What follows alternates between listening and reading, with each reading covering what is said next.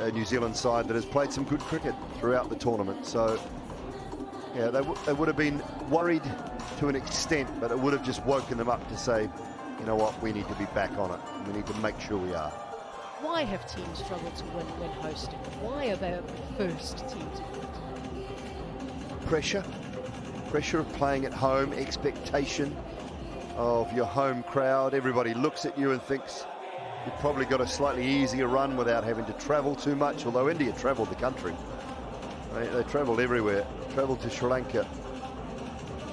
So they had as tough a road as anyone in the tournament as far as a host nation is concerned. Those teams who stayed in Sri Lanka probably had an easier run of things. They haven't done it on the back of an easy travel schedule whatsoever. It has been, you know, they try to please everyone around this massive country of India by taking a game to each province or each state. So they've had a pretty hectic travel schedule throughout the tournament, and they've prospered. So the pressure of playing in India at home, I think, is probably as great, if not greater, than playing anywhere at home in the world. So for them to be the first ones to do it and to go back to back, I think just tells you where their cricket is at the moment, and the ability to bring young players through, the experience that they've still got post the Virat Kohli, Rohit Sharma era, the Ravindra Jadeja era, is still there for all to see, and some of these players will be around for the next 5, 6, 7, 8, 9 years as well. It's that fearlessness, isn't it? It just looked so fearless tonight. I don't know that New Zealand got things right in that power play in particular, but the way India approached that power play was really something to behold, and something for other teams to learn from as well, if they are going to keep up with how India plays the game. India have been the standouts. You can't take that away from them. The last two tournaments, obviously winning both, but losing just one game in 2 tournaments. And that just shows you that they are a standout in this format at the moment. How they approach the game with the bat today was just simply brilliant to watch. They haven't lost a game in this tournament setting a total, batting first. It's the first time that New Zealand have lost chasing in the tournament, but of course they were chasing a massive target and in a final as well. There's a lot that made that task very tough for New Zealand. It's just the approach for me that India have to this format. It just shows, one, a faith in everybody within the side, just that fearlessness. But if I happen to fail, there is somebody who will pick it up, and that's not to say they're not taking responsibility, but it's just a faith, that feel that they have in each other. Yeah, and came into the tournament, I think many people were asked, many of us pundits were asked about a leading run scorer, and a lot chose Abhishek Sharma for that sort of leading run scorer in the tournament. I thought, you think who's going to go deep into the tournament? Who's going to make the semi-final? Probably the final. You think India, so you think Abhishek Sharma. His form in the last 12 months has been unbelievable. But he found a way to get out on a regular basis, and maybe this is the reinvigoration, the unearthing of the real Sanju Samson. He's a player that we've all seen for many, many years, and in local IPL, he's promised so much. He always looks $1 million when he plays his shots, when he walks out the bat. He finds a way to get out. In the last 3 games in particular, he's been brilliant. He carried that batting unit, simply superb. Maybe this is the rebirth of Sanju Samson 2.0, and his career might kick on from here as well. Of course, they had to make a late change as well, with Harshit Rana being injured too, and he would have been a big part of this lineup for them. They sort of had to fill that hole a little bit as well. And no team wants to have any injuries, obviously, but it does happen. Going into a tournament, you have a 15 in mind, and then when you've got to replace a player, it can cause massive holes. And yeah, they've got so much depth that they were able to plug that hole pretty easily in the end. It didn't make too much of a difference, even though certainly would have been missed. I'm sure we've done well within the tournament. It's always sad to lose players through to injury. It's a man that I probably don't talk about enough, Arshdeep Singh, as to what he obviously gives a lot of support, whether he opens with Hardik Pandya or even with Jasprit Bumrah. At times he's open with him as well, and he bowls at the toughest times. Gives them the option, obviously, of that natural variation of the left arm. But I thought Arshdeep Singh was also very good in the tournament. Yeah, and you mentioned his name a little while ago, but one of the unsung heroes of this Indian outfit is Akshar Patel.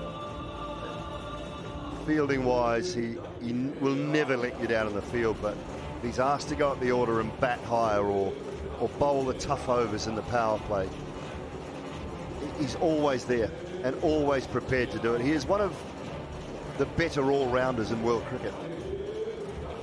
Vice-captaincy role sits well with him, vastly experienced.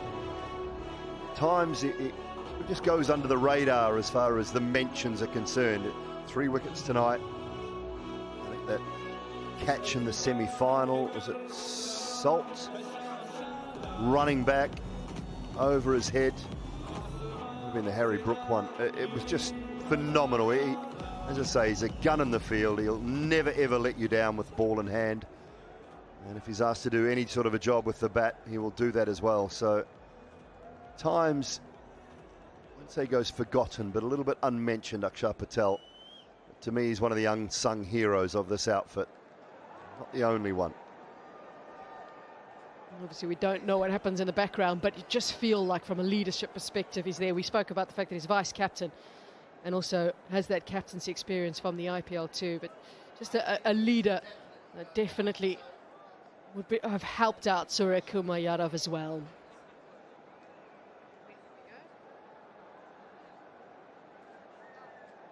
Great moments for India, and moments that they will remember for a very long time. They look at team in a good space, and you cannot blame them.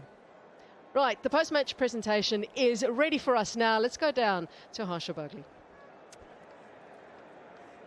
Indeed, ladies and gentlemen, welcome to the post-match presentation after the final of this ICC Men's T20 World Cup 2026. We've had a magnificent tournament, and what a finale we've had in this great stadium. Nobody is left. They're all waiting here to witness the presentation. We've had some magnificent venues across India and Sri Lanka, and all told, it's been a tournament to remember. Over the past few weeks, some thrilling contests, outstanding individual performances, and so many unforgettable moments that have truly showcased the spirit of T20 cricket. There have been some wonderful stories along the way. The associate teams have demonstrated just how strong and competitive they are. One of my great joys was watching Nepal turn up, and I know they're not an associate country, but how good was Zimbabwe, how good were USA and the Netherlands in the matches they ran others so close in. They're now so close to bridging the gap with all the established sides. The tournament has also set new benchmarks off the field, becoming the best attended ICC Men's T20 World Cup in history, with 1.2 million fans in attendance across the course of this event, while also registering a world record 72 million concurrent streams, setting a new milestone in the history of our sport on Jio Hotstar. Coverage of the tournaments in many languages has reached fans in diverse parts of the world, bringing the excitement of the global event to truly widespread audiences. This is now genuinely a global sport that we're all so happy to be part of. So, congratulations to both teams on an extraordinary journey to the final. Your skill, your determination and your passion have captivated fans around the world and helped make this tournament a truly spectacular celebration of the game. And so on behalf of the International Cricket Council, I would like to extend our sincere thanks to the hosts of this great tournament, the Board of Control for Cricket in India and Sri Lanka Cricket, as well as to our sponsors, the host broadcaster Jio Hotstar, broadcast and media partners, the players, match officials, volunteers, and above all the fans whose passion and support have made this event so special. Now, to welcome the presentation party, the Chief Executive of the ICC, Mr. Sanjog Gupta, Mr. Roger Toos, such a fine player himself, New Zealand Cricket Director and ICC Board Director, Mr. Devjit Saikia, BCCI Secretary, ICC Board Director, and Mr. Jay Shah, the ICC Chairperson. Now to reward the match officials. They will collect their medals from Mr. Sanjog Gupta, Chief Executive of the ICC, starting with that most experienced match referee, Mr. Andy Pycroft. Always there at ICC events, and wonderful to see him around. Well done, Andy, once again.